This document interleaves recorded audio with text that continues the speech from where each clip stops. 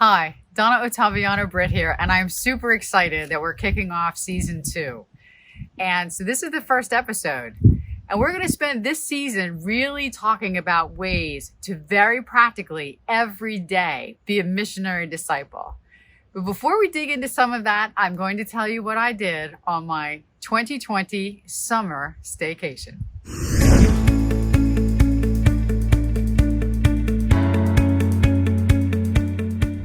So I'm going to share a story with you about what I did on my summer of 2020 staycation and who I spent it with, along with some other really wonderful individuals.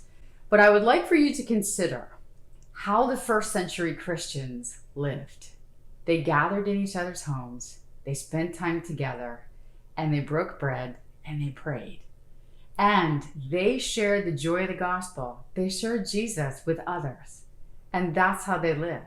Oftentimes in this space of being a disciple and being a missionary disciple, because that's what baptism calls us to, we talk about we're no different than those first century Christians. We are exactly the same as they are, expected to change the horizons of people's lives by sharing the joy of the gospel. And that's what we do, and that's what we're called to. But it doesn't always feel easy. So I had the Office of Discipleship and Leadership for the Diocese of Camden. And the pandemic came, and all of the work that I was doing, which all happened face to face, got postponed, got moved until a safer time. I transitioned into a lot of Zoom work, and it's possible. It is possible to be a disciple using Zoom. So the difference between the first century Christians and us now is that we have technology that they did not have. So it is possible for us to be together. So I thought, what am I going to do while I figure this out? We all know to rely on the Holy Spirit. It's absolutely critical to rely on the Holy Spirit. I thought, okay, Holy Spirit, you're going to have to come and help me. I don't really know what I'm doing here. So what comes next? And I thought, I'm going to spend my summer with the Holy Spirit. And my plan was to read a book called In the School of the Holy Spirit by a Father Jacques Philippe. But then it came to me that I cannot be the only one who's in this boat. So I thought, I wonder if others might like to read the book with me. So now you know why I have guests on this episode. So I reached out to these wonderful and holy people that flank me on the left and the right, and I asked them, would you consider helping me run a book club this summer? And they both said yes. So I would like to introduce you. I'm going to introduce you to Michele first. So Michele, if you could share a little bit with us around kind of where you come from, which parish you're from, how we know each other, a little bit of that. Okay. My name is Michele Anthony. I am a member of St. Vincent de Paul Parish in Mays Landing. I grew up in Camden. I was a member of St. Joe's in South Camden. And then my later high school years, we were one of the initial families in Holy Family in Turnersville. I have 3 grown children, and I'm blessed with 3 grandchildren. And I just celebrated my 40th wedding anniversary. And I got to know Donna when we worked on the convocation. I was the point delegate for St. Vincent de Paul Parish. And so there was a lot of communication back and forth between the point delegates and Donna. And we actually had a couple individual face-to-face meals together where we got to know each other a little bit better. And so along comes a message from Donna. This is what I'm thinking about. And it was this very vague idea. Would you come and do this with me? And I, to tell you the truth, didn't have to think about it long because I knew Donna and I thought, well, you know what? I'm going to accompany Donna. I am not sure where this journey is going to take us, but I trust Donna. I like to read, book club, early in the morning, which was good for me. I thought, I can do this. So I said yes, and I'm very glad that I did. And I'm very glad you did too. So Michele said yes, and David. So this is David, and I'm going to let him tell you a little bit about himself, and he can give you a little bit of his perception of what it was like to be asked. I'm David Dean. I'm from Our Lady of the Angels Parish. I'm actually a convert to the faith. I became a Catholic while in the Army and stationed in Germany many decades ago now. I have 3 children, 4 grandchildren. I was the point delegate for our parish to the convocation, and that's where I met Donna, of course. And I was having a pretty good summer, and Donna called about this, kind of threw a monkey wrench into things, because I thought it sounded like a good idea that we'd read this book, and because I think we all felt in need of community, and we certainly, it's been a trying time with the coronavirus and everything. We're certainly in need of the Holy Spirit. And so I thought, well, I can read, I can do that. I thought the timing was a little off for me. Unlike Michele, I thought 7:30 in the morning was perhaps influenced, some kind of satanic influence here. But I trusted Donna, just like Michele did. And I thought, well, okay, I'm in, and I wasn't really sure exactly what we were doing, except reading a book to a bunch of people I didn't know. And but I wanted to do it, and then I wanted to learn, and I wanted to share, and that's what we set out to do, and I think it's what we did. Right. It is what we did. So we want to share a little bit with all of you who engage with the show, who watch this, Joyful Disciples, because really this season is very much going to be focused on what are the ways we actually give people an encounter with Jesus. We do that through ourselves, and how do we accompany them on their journeys? And so I wasn't really sure what I was doing. I reached out to Michele, and I reached out to David, and I thought, okay, so you want to help me co-facilitate a book club on the Holy Spirit this summer? And I am so grateful for their fiat, for their yes to me when I asked them this. And so we just want to share with you our experience, because we think you can do things like this too, right? So it's a group of people that don't know each other that well to come together and sort of explore how the Holy Spirit is working in our lives. And so, Michele, maybe I could ask you first around if you were to think about where we started and what the journey was like for these people. We had anywhere between like 18 and 22 people on any given Saturday morning. I know some people thought 7:30 was really early, and other people thought it was okay. And so if you were to describe our journey as a group of people who didn't really know each other very well from start to when we finished the book in August, how would you describe us? I think one of the things that facilitated the group becoming more cohesive was actually reading the material out loud each week. When Donna first put that idea forth, in my brain's telling me, you haven't read a book out loud since 4th grade. Like, is this really going to work? But it did work, because everybody was equal when you do it that way. Mm-hmm. Even if you've pre-read the material, you are hearing it that morning, and you are hearing it with a group of people and experiencing the book as a group. And I think that really helped us to develop a level of trust. There was no one-upmanship, like I read more chapters than you did. There really was a lot of humility and a lot of sharing in the group.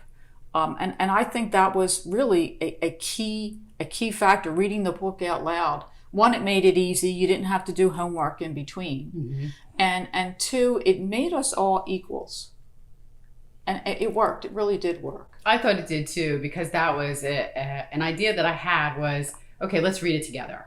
And we would plan, right? We would meet every week and think about, okay, if we're going to read it out loud, how far do we really think we can get and still create conversation, discussion, and sharing? So I thought we did a very nice job with that. So this was all focused on the Holy Spirit and how to be open and receptive. So David, can you talk a little bit, maybe you could share your personal experience with it. What did you learn by actually, this book and Father Jacques Philippe around any kind of personal things that you thought you were different from the time we started till the time we wrapped it up? Well, I think the thing that I got most out of it in terms of the Holy Spirit is discernment. Just thinking about the act of discernment.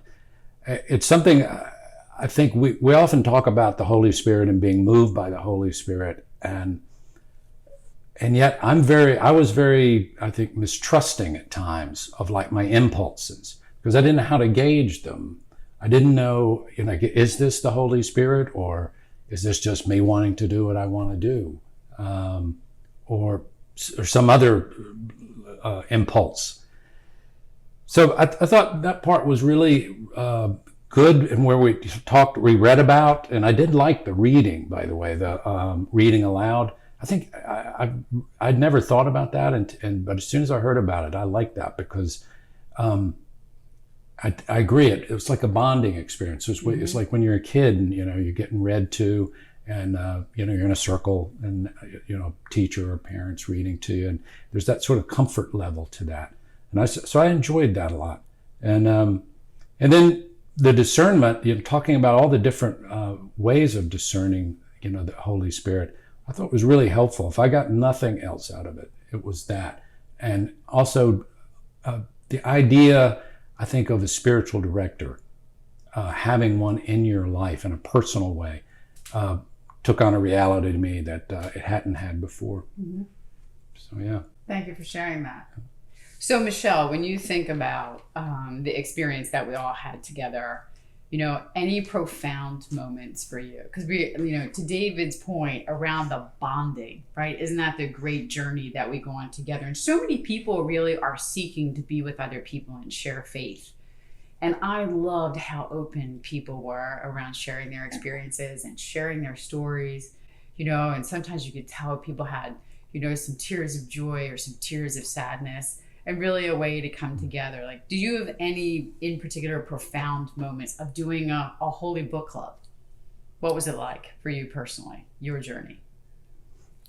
Doing this book. Yeah. Mm-hmm. One, listening to what others shared, because some of it was very, very delicate. Mm-hmm. It was very intimate, and you realize somebody was literally ripping a Band-Aid off a wound and letting you look at it. Mm-hmm.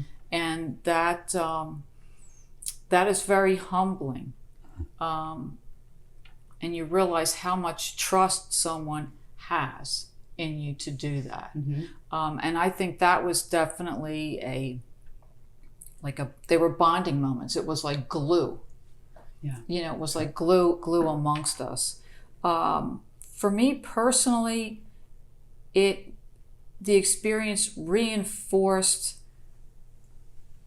what I always knew, but I sometimes forget and get away from, which is, in order to sustain your faith, you can't do this alone, that it really needs to be done in community, with other people, reading the Holy Scriptures, experiencing the sacraments, going out and performing, acts of charity as part of a group, and learning from each other's experience.